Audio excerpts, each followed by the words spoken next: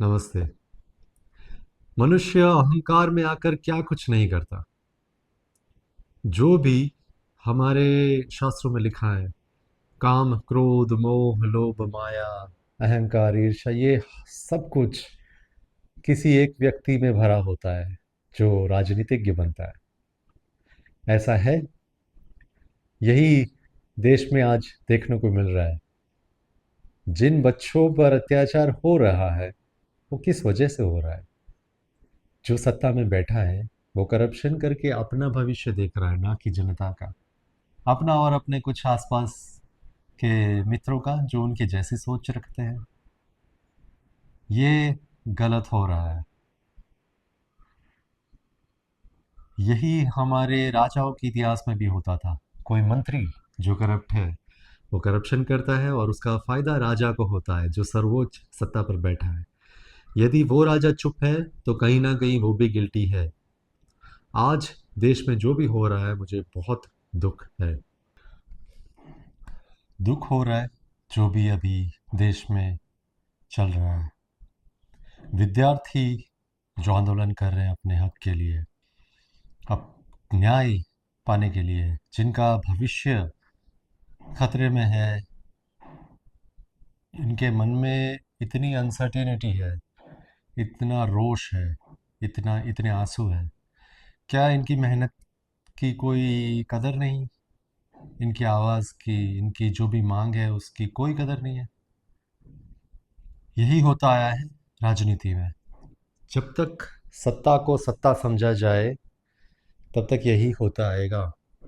यही हुआ है भूतकाल में भी, वर्तमान में भी यही हो रहा है और भविष्य में भी यही होगा यदि सत्ता को सत्ता समझा जाए, ना कि सेवा का अवसर।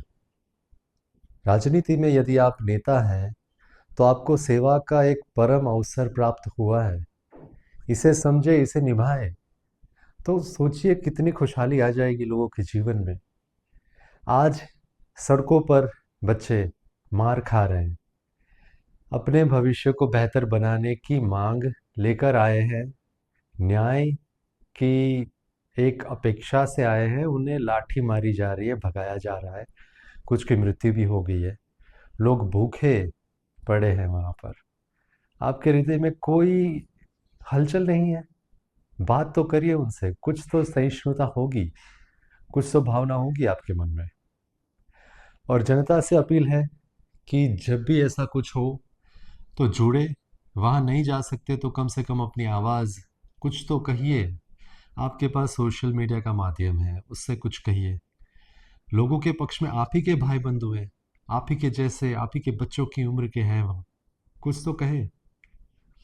और एक एक रिक्वेस्ट है, एक अपनी तरह से एक सलाह है, मेरी अपनी सोच है कि जो भी लोग इस आंदोलन में जुड़ रहे हैं ना, विपक्ष हो या कोई इंडिपेंडेंट पर्सन हो, उसके ऊपर ना आंख बंद करके विश्वास मत करना कि ये एक हरिश्चंद्र है। ये लोग ऐसे मौक़ों का फ़ायदा उठाते हैं। भले ही अभी उनके होने से आंदोलन को एक बल मिलता है और जो न्याय प्राप्त करने की प्रक्रिया है उसमें थोड़ी और स्पीड भी आती है, और एक होता है कि पॉसिबिलिटी बढ़ जाती है, संभावना जो होती है न्याय मिलने की ये बढ़ जाती है। तो जो आ रहे हैं उन्हें आने दो, ताकि कम से कम इस समय पर तो वो आपके साथ खड़े हैं, पर भविष्य में उनके ऊपर इतना विश्वास मत करना कि उन्हें आप अपना मत देकर सत्ता पर बिठा लें। विपक्ष के कुछ पार्टियां ऐसी है जो भूतकाल में ऐसा कर चुकी है, अपने राज्य में या केंद्र में बैठी थी तब भी ऐसा दमन प्रजा पर कर चुकी है। तो उन पर आंख बंद कर ना विश्वास करना है किसी भी व्यक्ति पर, किसी भी पार्टी पर, कि अभी ऐसे समय पर ये हमारे साथ खड़े हैं तो भविष्य में ये हमारे साथ खड़े रहेंगे, जनता के लिए ऐसा करेंगे। हो सकता है कि आप उन्हें वोट दो कोई और, जब ये सरकार अभी है सत्ता में, उसे हटाकर किसी और को बिठाया तो हो सकता है कि उनके विरुद्ध में भी आपको आंदोलन करना पड़ जाए। तो आंख बंद करके किसी पर विश्वास मत करिए, पर जो भी अभी आपका साथ दे रहे हैं उनका स्वीकार करें, उनका समर्थन करें, उनका धन्यवाद करें। और देश के बाकी लोगों से भी प्रार्थना है कि यदि इन युवाओं की बात में कोई सच्चाई है तो आप भी उनका साथ दीजिए, और सच्चाई है ही, यदि की कोई गुंजाइश नहीं है।